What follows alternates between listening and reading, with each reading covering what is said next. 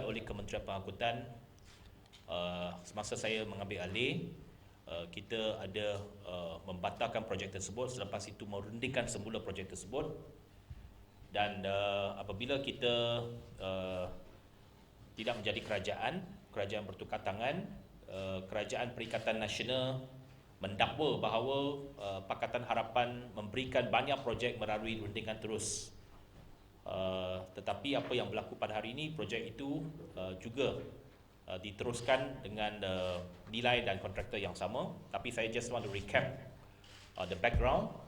Kita mulakan dulu dengan dua rakaman video, just to recap your memories about the background of the issue.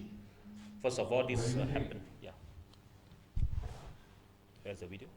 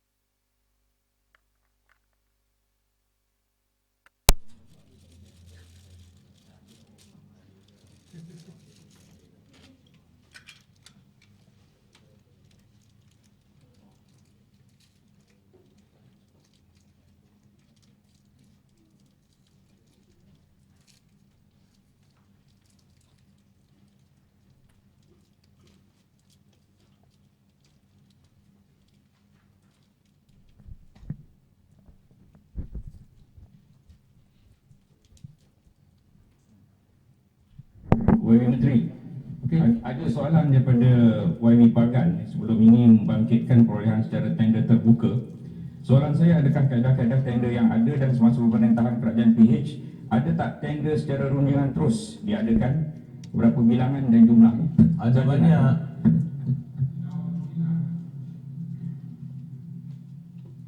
Yang Muhammad Pontian, saya nak buat clarification di sini dengan izin. Kerajaan melaksanakan perolehan projek kerajaan secara persaingan terbuka melalui kadar perolehan secara berikut: secara sebut harga atau tender terbuka prakelayakan. Namun begitu, bagi keadaan tertentu, kaedah perolehan secara rundingan terus dibenarkan dengan kelulusan Kementerian Kewangan, dibenarkan berdasarkan kriteria berikut: perolehan bekalan perkhidmatan melibatkan keperluan mendesak, yang mana jika perolehan tersebut tidak dilaksanakan dengan segera, ia boleh memudaratkan dan menjejaskan perkhidmatan serta kepentingan negara. Keperluan penyeragaman bagi memastikan kesesuaian penggunaan ataupun dengan izin compatibility antara barangan sedia ada dengan barangan baru yang diperolehi. Satu punca bekalan atau perkhidmatan, iaitu pengeluaran produk atau penyediaan perkhidmatan hanya boleh dibekalkan daripada satu sumber sahaja. Keselamatan strategik, yang melibatkan perolehan item atau perkhidmatan demi keselamatan. Kontrak dengan syarikat pembuat manufaktur Bumiputra yang memenuhi semua syarat kelayakan. Dalam perkara ini, Kementerian perlu mengemukakan permohonan perolehan secara rundingan terus berdasarkan kriteria di atas kepada Kementerian Kewangan bagi mendapatkan kelulusan sebelum perolehan boleh dilaksanakan sebagai langkah kawalan. Jadi nak menjawab soalan tadi, saya bagi the background first lah, dengan izin. Untuk makluman Dewan Yang Mulia, ini semasa pentadbiran sebelum ni, dahulu sejumlah 101 projek atau perolehan yang bernilai 6.61 bilion ringgit telah diluluskan secara rundingan terus oleh Kementerian Kewangan. 6 bilion? Astagfirullahaladzim. 6 bilion, satu lebih projek. Kota Merah, betul, PH. Minta bagi senarai dan juga penerimanya nanti. Oh. YB Menteri, saya tak berapa dengar. Berapa projek tadi? 100 Ulang balik lah, tak dengar. 100 projek. Menteri minta ulang balik tadi, tak berapa Tak clear berapa kat sini. dengar yang rundingan terus masa zaman Minta PH. senarai penerima. 6.6 bilion berapa projek Menteri? Terkujut kami. Tak berapa dengar saya, minta maaf. Tak apa. Ulang balik lah. Ulang balik, Jumlah. yang bagian nafikan. Rek nego tu, Ya. 6 bilion tu kami nak Runding senarai. terus zaman PH. Bentangkan kepada kami semua. Okey, saya ulang balik jumlahnya. Sejumlah 101 projek atau perolehan yang bernilai 6.61 bilion. Hebat Bagan, hebat. Bagan Rio lah, telus. Ini ada telus Bagan. Hebat, hebat, hebat. First class lah. Bagan jawab. Silakan Yang Berhormat Menteri. Betul-betul izinkan saya mengakhiri jajaran. Silakan Yang Berhormat Menteri. Tolonglah bangun. Okey, ini yang berlaku di Parlimen pada bulan Ogos 2020 apabila bahawa ada 101 projek yang dianugerahkan oleh Kerajaan Pakatan Harapan melalui rundingan terus. Apabila beliau menjawab soalan itu di Parlimen, maka pada ketika itu backbenchers, BN dan Perikatan Nasional begitu beria-ia. Mereka seolah-olah kata kita temberang Pakatan Harapan buat banyak direct nego dan sebagainya. Okay, itu the first part. Second part is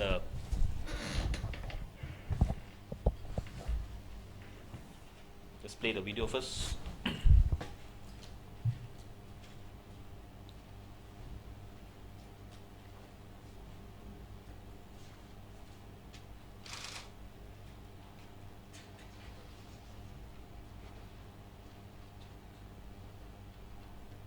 Di penghargaan Second part saya biar kawan baik.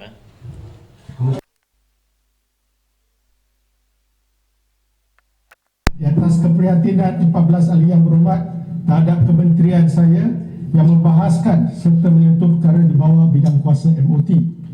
Tuan Yang Dipertua, saya ingin memulakan jawapan perbahasan Kementerian Pengangkutan dengan menjawab tuduhan-tuduhan yang telah dilemparkan oleh Yang Berhormat Seremban, mantan Menteri Pengangkutan. Pertamanya adalah berkaitan dengan projek Klang Valley Double Track Fasa 2 KVDT 2. Yang Berhormat Seremban mudah lupa, tetapi rekod tetap ada. Beliau telah memberitahu jemaah menteri pada 19 September 2018 bahawa kos projek KVDT 2 dapat dikurangkan jika dilakukan secara tender terbuka. Namun, beliaulah yang mengangkat memorandum jemaah menteri pada 5 Julai 2019 untuk menganugerahkan projek KVDT 2 secara rundingan terus kepada Syarikat Daya Maju LTAT atau dengan nama singkatan DMLTAT. Yang Berhormat Seremban lupa juga, beliaulah yang telah mendengar perbincangan mengenai kajian harga anggaran yang jauh lebih rendah bagi projek KVDT 2 oleh syarikat Opus Consultants dan Berhad, satu-satu anak syarikat Khazanah Nasional Berhad, sebanyak 2 kali pada tahun 2018. Yang Berhormat, ketika Yang Berhormat buat tuduhan itu, saya berada di Katil Hospital. Biarlah saya habis dulu, ada masa saya bagi. Saya tak lari, Yang Berhormat. Bagi masa Namun, perkara yang dapat memanfaatkan rakyat dan negara ini tidak dimaklumkan oleh Yang Berhormat Seremban ketika menjadi menteri kepada jemaah. Itu salah. Itu fakta yang salah, Yang Berhormat. Kalau laporan Itu fakta yang salah. Ulasan Yang Berhormat, Yang Berhormat, tolong Yang Berhormat Menteri tak bagi, sedang menjawab. itu kan saya tak apa saya akan bagi. Lalu Saya apa? janji saya Dia akan mengelirukan dia. saya tak lari. Tak apa. Dia tipu fakta. Biar saya habis dulu. Perintah tetap Yang Berhormat Seremban, Yang Berhormat, Yang Berhormat Seremban, Yang Berhormat Seremban, Yang Berhormat Seremban telah membangkitkan beberapa isu. Kita benarkan Yang Berhormat Menteri untuk menjawab, ya. Itu cara kita berbahas. Yang Berhormat Seremban, kalau laporan Opus Consultant itu tidak formal, kenapa Yang Berhormat mencadang kepada Kementerian Kewangan pada masa itu untuk mempertimbangkan Opus Consultant sebagai perunding penyemak bebas ICC? Surat niat atau letter of intent juga telah pun dikeluarkan oleh Kementerian Kewangan pada masa itu kepada Opus Consultant. Cuma sebelum surat setuju terima dikeluarkan, sempat dikeluarkan, kerajaan PH telah runtuh. Ini hakikat, tak boleh lari. Datuk Yang Bertua, ada Silakan. juga perkara Yang Berhormat Seremban bagi jalan lah. sekejap Bagi jalan. di mana Bahas. beliau mengesahkan di Dewan Yang Mulia ini pada 9 Julai 2019 bahawa KTMB sebagai pengguna landasan kereta api telah menulis surat pada 21 Februari 2019 kepada Kementerian Pengangkutan dan Kementerian Kewangan yang menyatakan kebimbangan mereka sekiranya syarikat DMLTAT kurniakan projek Bagi KBD penjelasan. secara langsung. Tak apa, saya bagi sekejap lagi. Antara perkara yang dimaklumkan pada Yang Berhormat Seremban, termasuklah kelemahan syarikat berkenaan dalam projek KBDT Fasa 1, termasuk kelewatan, peralatan yang tidak mencukupi dan pekerja komputer yang tidak mencukupi. Sekiranya projek KBDT 2 dianugerahkan kepada syarikat tersebut, sumber yang sama akan digunakan untuk kedua-dua fasa KBDT, menyebabkan masalah yang lebih besar kepada kedua-dua fasa. Ini antara perkara yang telah dimaklumkan oleh Yang Berhormat. Apa yang disebut oleh Yang Berhormat Seremban dalam pembahasan Belanjawan 2021, beliau ada mengemukakan beberapa perkara termasuk tuduhan yang tidak berasas oleh syarikat berkenaan. Okey. Keputusan untuk menamatkan surat setuju terima projek SST KBTT 2 di mana perjanjian rasmi projek belum ditandatangani bukan keputusan seorang insan bernama Wika Siong, bukan saya sendiri, tetapi dibuat oleh Jemaah Menteri selepas mempertimbangkan pelbagai input termasuklah pandangan Jabatan Peguam Negara.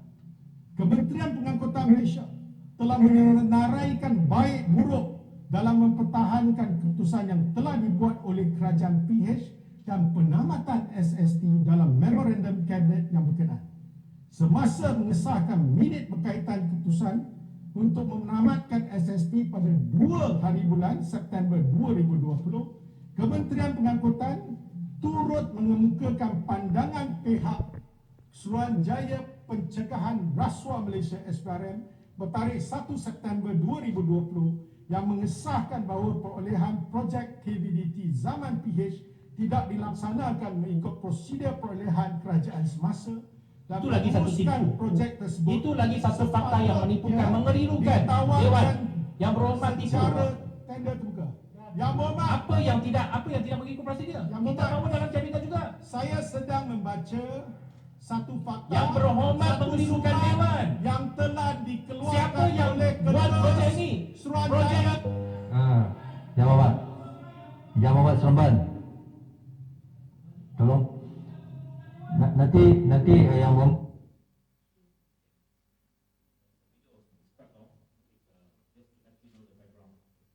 Apa yang saya nak nyatakan dalam sidang media pada hari ini, saya merujuk kepada lepas yang diletakkan pada soalan nombor 87 supaya tidak ada peluang untuk ditanya di dalam Dewan Rakyat. Soalan saya pada 3 Ogos yang lalu, saya bertanya kepada Menteri Pengangkutan untuk menyatakan perkembangan terkini projek pemeliharaan landasan KBDT Fasa 1 dan Fasa 2, nama kontraktor serta perunding ICC yang dilantik dan bilakah tarikh jangka masa siap untuk kedua-dua fasa serta jumlah kos terkini untuk Fasa 2. Jawapannya telah pun saya lampirkan dan hantar kepada semua, iaitu projek KBDT Fasa 1, kontraktor yang dilantik adalah Daya Maju Infrastruktur Sdn Bhd dan JSP Iminia JV Sdn Bhd telah dilantik sebagai perunding pemeriksa bebas ICC. Projek yang sepatutnya siap pada 1 November 2019 tetapi tertangguh sehingga pelanjutan masa sebanyak 4 kali telah diberikan dengan tarikh siap semasa iaitu pada 30 Januari 2023. Kesannya pengguna-pengguna perkhidmatan KTMB masih tidak dapat menikmati perkhidmatan pengangkutan awam yang lebih baik serta kemudahan stesen yang lebih selesa. Untuk makluman, peratus kemajuan keseluruhan projek KBDT Fasa 1 sehingga 24 Julai 2022 adalah sebanyak 92.4%. Bagi projek KBDT Fasa 2, ini yang menjadi pertikaian. Berdasarkan keputusan Jemaah Menteri bertarikh 18 Mei 2022, Syarikat Daya Maju LTAT Sdn Bhd DMLTAT telah menarik balik tindakan undang-undang terhadap Kerajaan Malaysia.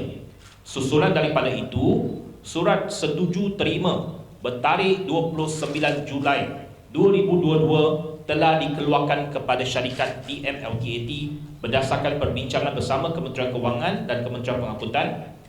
Kos kontrak dikekalkan sebanyak 4.475 bilion.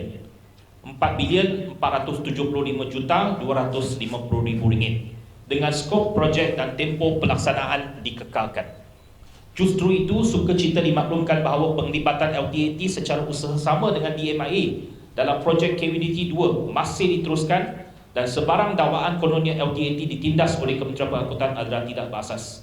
Pelantikan ICC ini perlu disegerakan untuk memastikan kelancaran projek.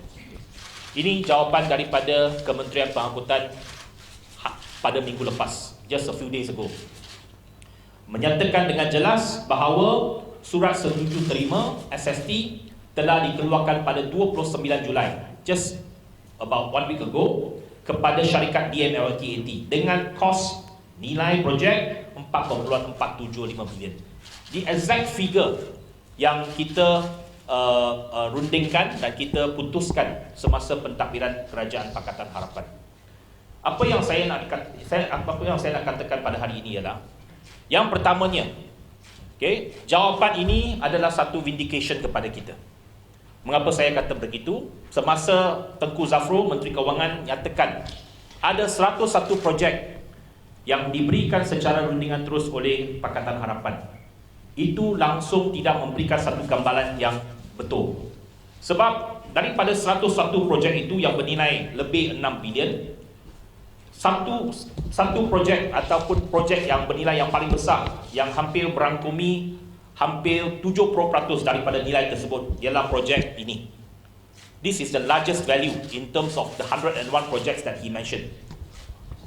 Projek ini sahaja ialah 4.475 bilion. Out of 6 bilion, ini adalah projek yang terbesar daripada keseluruhan projek yang dinyatakan oleh Tengku Zafrul. Kononnya Pakatan Harapan beri secara rundingan terus. Tetapi apakah hakikatnya? What is the real facts?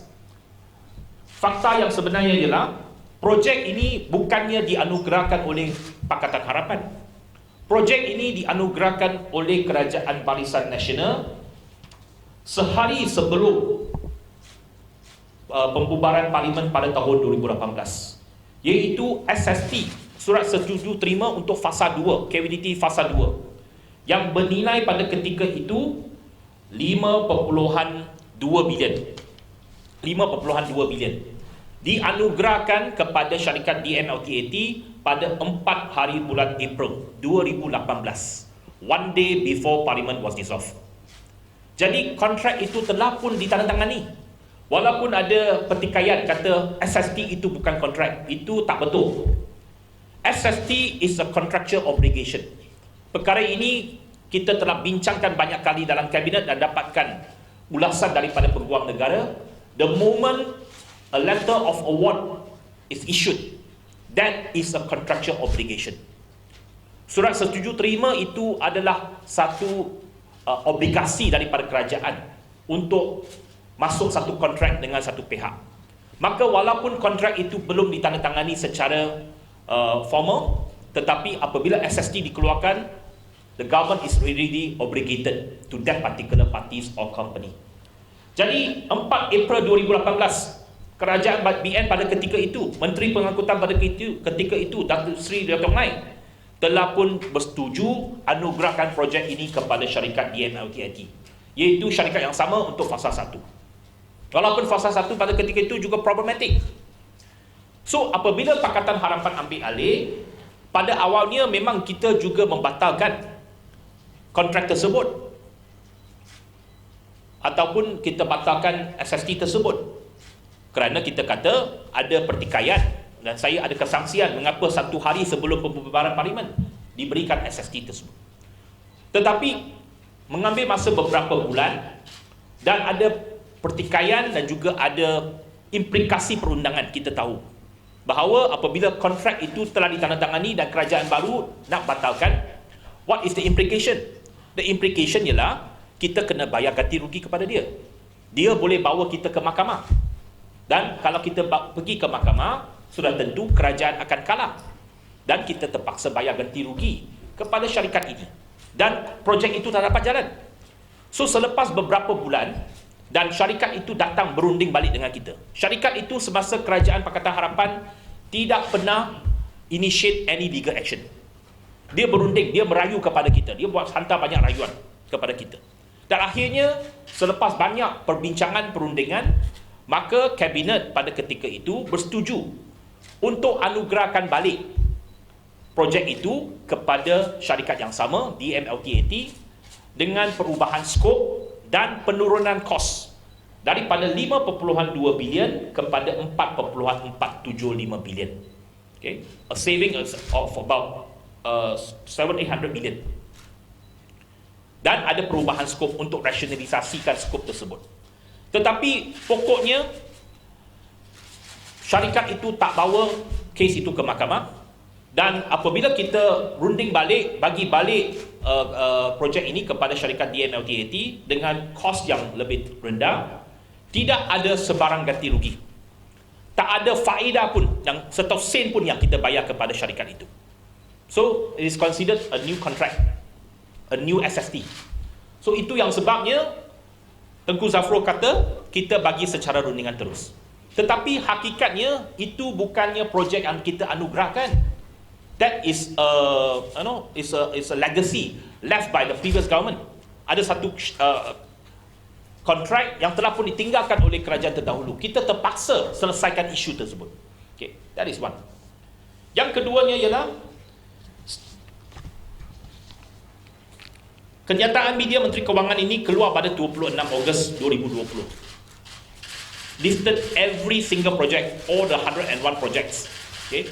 Kalau ada minat, tak ada projek lain, boleh tengoklah. Ini adalah kenyataan daripada Menteri Kewangan 26 Ogos. Wee Ka Siong nak jadi hero. Lepas 2 hari, Menteri Kewangan nyatakan projek-projek ini adalah rundingan terus, dia pun keluarkan kenyataan media 28 Ogos oleh Wee Ka Siong. Wee Ka Siong kata apa? Dia kata, dia nak umumkan bahawa tender untuk projek landasan berkembang Lembah Klang atau KVDT 2 akan dibuka sebagaimana dipersetujui Kabinet. Dia kata, setelah mempertimbangkan hasil penelitian dan penyelidikan yang berurut, Kementerian telah memutuskan bahawa kos projek semasa adalah terlalu tinggi. Susulan itu, Kabinet PN telah bersetuju bahawa pelaksanaan projek dengan bersandarkan kepada rundingan terus adalah tidak boleh diteruskan. Sehubungan itu, proses bidaan untuk projek ini akan dilakukan secara tender terbuka mengikut prosedur yang betul, bukannya secara rundingan terus seperti yang dilakukan sebelum ini. Perunding pemeriksaan berkecuali ICC akan dilantik sebelum kontraktor baru dapat melaksanakan skop kerja yang diperlukan untuk memendekkan tempoh pembinaan projek dari 7 tahun kepada 5 tahun. Ini adalah penting dan diperlukan kerana projek ini akan memberikan perkhidmatan yang lebih baik kepada kira-kira 80,000 pengguna komputer setiap hari. Ini kenyataan Wee Ka Siong. Dengan jawapan pada hari ini, saya minta both Tengku Zafrul dan khususnya Wee Ka Siong eat back their own words. Telan balik air liur mereka. Dia cakap begitu besar masa itu, hero 2020, kononnya mereka juara open tender. Pakatan Harapan lah yang bagi rundingan terus, harga terlalu tinggi dan sebagainya. So semua ini, hari ini kita vindicated. Hujah yang kita bawa semasa perbahasan di Parlimen pada tahun 2020, hari ini terbukti betul. Hujah saya pada ketika itu betul. Saya kata, kalau memang tender terbuka, kita tahu kos projek KVDT 2 ini bukan saja KVDT 2. Semua projek lain, kalau di tender terbuka, sudah tentu kosnya lebih rendah, termasuk KVDT 2 ini. Memang kita ada ambil nasihat daripada syarikat-syarikat perunding, termasuk apa yang disebut Opus Consultant. Memang saya pernah berjumpa dengan Opus Consultant. Opus Consultant memang ada bagi satu laporan awal, kata projek ini mungkin lebih rendah daripada kos projek yang dianugerahkan, maybe in the region of 3 to 3.5 billion. Tetapi itu tidak mengambil kira satu implikasi perundangan yang penting, iaitu the previous government already signed the contract. There is a contractual obligation. Kalau projek itu dibatalkan dan ditender semula, yang pertamanya implikasi perundangan, iaitu you have to pay the previous party, the previous contractor. Come into billions of ringgit, maybe 1 or 2 billion. Saya sebut mungkin ganti ruginya 2-3 billion. Kalau 3 bilion campur 2-3 bilion, kos itu lebih tinggi daripada 4.4 bilion. Itu sebabnya Pakatan Harapan teruskan. Tetapi Wee Ka Siong pada ketika itu tak mau dengar. Dia konon nak jadi hero. Dia kata, dia juara tender terbuka masa ketika itulah. Dan dia kata, kalau tender terbuka, harga lebih rendah. Dan juga skop projek boleh dipendekkan daripada 7 tahun kepada 5 tahun. Ini kata dia pada 28 Ogos 2020. Tapi pada jawapan yang dia berikan juga pada 3 Ogos 2022, just within 2 years, dia kata dianugerahkan dengan harga yang sama, dengan skop projek dan tempoh pelaksanaan dikekalkan. Apa maksudnya? Maksudnya tak ada pengurangan kos, tak ada dapat dipercepatkan lagi. So all that shows that apa yang mereka lakukan itu seolah-olah hanya untuk score a political point pada ketika itu. Dan dia memberikan implikasi besar kepada projek ini. The moment Wee Ka Siong suspended the project or cancelled the project on 28 of August, syarikat kontraktor tersebut immediately within 1 or 2 months mengambil langkah undang-undang, mengambil tindakan undang-undang dan mengheret kerajaan ke mahkamah. So that case was in the court for the past 2 years. Sehinggalah baru-baru ini apabila sudah ada settlement, baru syarikat itu tarik balik kes mereka daripada mahkamah.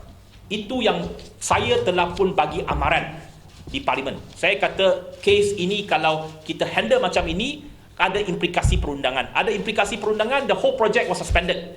The whole project cannot be executed. Dan apa kesannya? Kesannya 2 tahun ini seluruh landasan tersebut tak ada siapa yang maintain, tak ada projek, tak ada kerja, dan landasan itu dibiarkan sebegitu. Dan dia membahayakan pengguna-pengguna train commuter. Dan dalam past 2 years memang ada berlaku train derail dan sebagainya. Walaupun saya tak ada mengatakan bahawa ia ada hubungan secara terus, tetapi hakikatnya ialah memang dalam masa 2 tahun yang lalu ini memang ada kemalangan-kemalangan yang menyebabkan train commuter tidak dapat berfungsi. So itu hakikatnya. So hari ini apa yang saya nak rumuskan ialah memang kita tahu bahawa projek-projek kerajaan sepatutnya dibuat secara tender terbuka. Tetapi hari ini kita membuktikan apa yang mereka kata itu tak betul, dan saya nak Wee Ka Siong dan juga Tengku Zafrul makan balik ayat-ayat mereka. Eat back their own words. Whatever they uttered in parliament is utter rubbish. Dan kalau betul mereka ini nak buat secara tender terbuka dan bukannya direct nego, I want to challenge Tengku Zafrul, the Minister of Finance, untuk umumkan senarai semua projek yang dianugerahkan secara rundingan terus sejak hari pertama beliau menjadi Menteri Kewangan sehingga sekarang. Dia sudah serve bawah 2 government, 2 kerajaan, 2 Perdana Menteri, di bawah Tan Sri Muhyiddin Yassin dan juga di bawah Datuk Seri Ismail Sabri Yaakob pada ketika ini. Daripada Februari 2020, daripada Mac 2020 sampai hari ini, lebih 2 tahun 5 bulan, berapa projek yang dianugerahkan secara rundingan terus.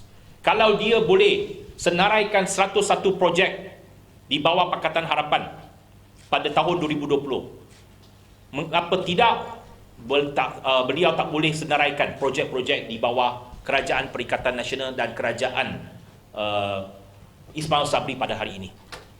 So, list out. I'm sure the Malaysian public are very interested to know. If you can list out 101 projects under Pakatan Harapan, there is no reason why MOF cannot list out the entire projects being awarded through direct negotiation over the past 2 years. Dan saya juga nak mencabar Wee Ka Siong. Dia nak juara jadi tender terbuka pada Ogos 2020. Saya juga nak cabar Wee Ka Siong.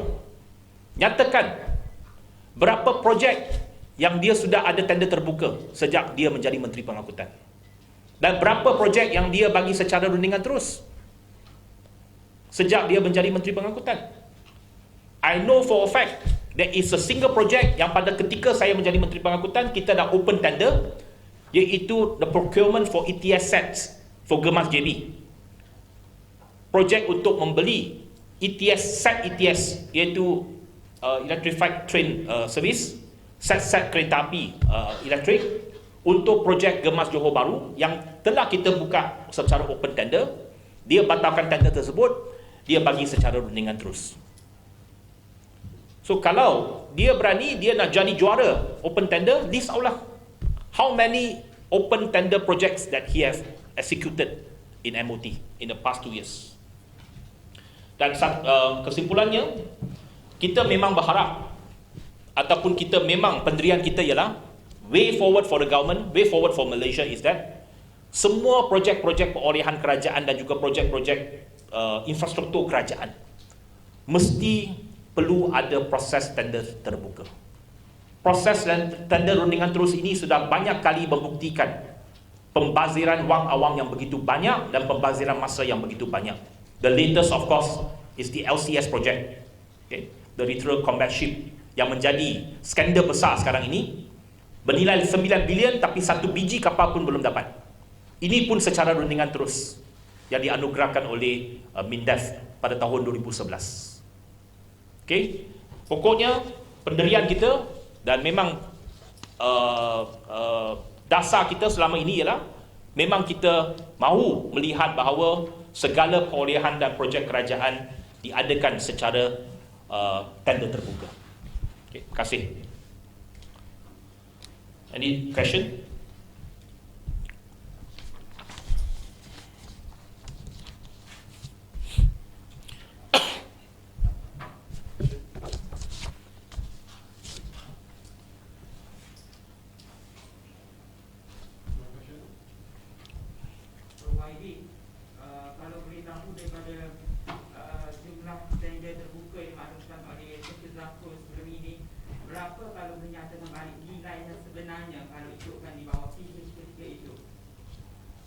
Macam mana? Saya tak berapa jelas. Daripada jumlah keseluruhan yang terkumpul maklumkan 100 lebih projek tender terbuka yang didakwa di bawah PH itu. Tender rundingan terus. Tender rundingan terus. Berapa yang sebenarnya kalau nak betulkan penafian yang dimaklumkan oleh Tengku itu? Berapa? Saya tak. Berapa? Maksudnya kesemua itu yang didakwa di bawah PH adalah tidak benar di bawah rundingan terus yang dimaklumkan oleh Tengku 100 lebih itu. Okey, begini ya. Dia ada 101 projek. Yang Tengku Zafrul kata ada 101 projek rundingan terus di bawah PH bernilai 6.61 bilion. Okey, senarannya memang ada dalam kenyataan Tengku Zafrul ni. Ada 4 projek di bawah Kementerian Pengangkutan, 6 projek di bawah Kementerian Pertahanan, 8 projek di bawah Kementerian Dalam Negeri, 12 projek di bawah Kementerian Komunikasi. Tetapi nilainya dia tak besar. Okay. Semua projek-projek yang lain nilainya tak besar. Itu yang saya kata, projek yang paling besar, 4 projek itu adalah di bawah Kementerian Pengangkutan. Dan daripada 4 projek itu, yang paling besar sebenarnya hanya 1 projek, iaitu projek KVDT 2 ini. Jadi daripada keseluruhan 6.6 bilion, 1 projek sudah lebih 4.4 bilion. Itu yang saya highlight projek ini. Yang lain-lain itu memang ada rundingan terus. Mungkin ada kadang-kala ada kecemasan. Okay? Ada procurement yang diperlukan secara cepat, tetapi nilainya itu tak besar. Dia hanya mungkin beberapa juta sahaja. Projek yang paling besar ialah KVDT 2 ini, yang 1 projek saja sudah 4.4 bilion. Jadi daripada keseluruhan 6.6 bilion itu, 2/3 of that value ialah daripada 1 projek. Yang saya hari ini nyatakan dengan jelas, jawapan daripada mereka sendiri kata projek ini diteruskan sekarang. Kalau betul dia kata kita bagi secara rundingan terus, tak betul, tak sepatutnya, patut open tender, mereka mengapa mereka bagi balik? Mengapa mereka teruskan dengan rundingan terus pada hari ini? Mengapa mereka tidak teruskan dengan tender terbuka? Itu yang kujar saya kata, mereka tak dapat buat tender terbuka. Sebab semasa kita pun, kita dah buat secara open tender. Kita tahu ada implikasi yang besar. Itu sebabnya kita tak buat.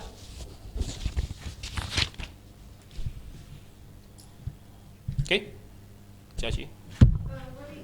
We'd like to respond to if PM pull out and keep PM in office to Well, whether PN pulls out from the government or not, it all depends on PN. It's up to them. It's not our call. It's nothing to do with us. Okay, the moment they pull out, then a new political scenario will emerge. Then if that happens, then Pakatan Harapan will discuss and decide what to do next. We will keep our card close to our heart. So does it mean that they pull out, it's not necessarily a GE? No, I mean, as I said, if they pull out, whether or not they will pull out, nobody knows. Okay, one day they say they want to pull out, the other day another Bersatu leader say that, oh, that is not the case. They have never decided. So ini Bersatu pun tak konsisten. Memang mereka ini takut hilang jawatan mereka. Jadi bagi kita, kalau dia pull out, maka Islam Sabri sudah hilang majoriti. Sudah hilang majoriti, tapi seperti yang kita katakan, dia ada MOU dengan Pakatan Harapan. So if that scenario happen, then we have to discuss and decide what to do next as far as Pakatan Harapan is concerned.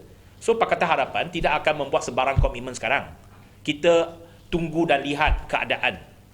Kalau ia berlaku, kita akan bincanglah apakah tindakan kita seterusnya.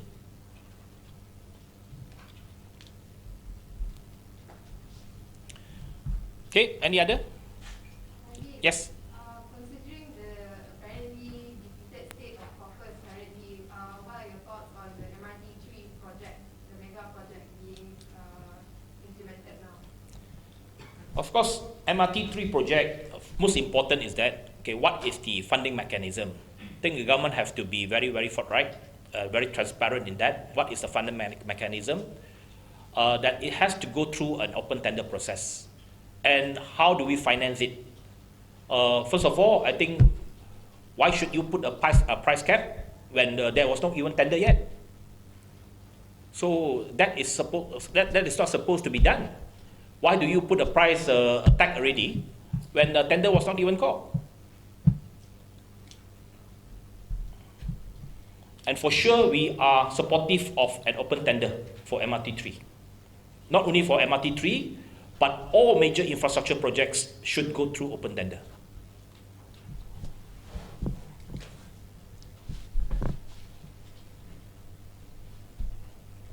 Okay.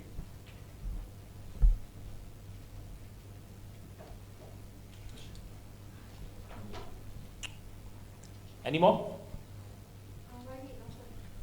Any plans to meet with P-Hailing associations, considering the recent blackout from Grab and Foodpanda riders? Yes, we are open to meet up with them. Of course, if they are interested to meet up, definitely we will try to have a discussion. My view about P-Hailing is that the government should regulate. Okay, we should put up a regulatory framework to protect the P-Hailing drivers, just like what we have done for E-Hailing. Even though some people might not like the industry to be regulated, but I think once you regulate it, then there will be better protection for the P-Hailing drivers.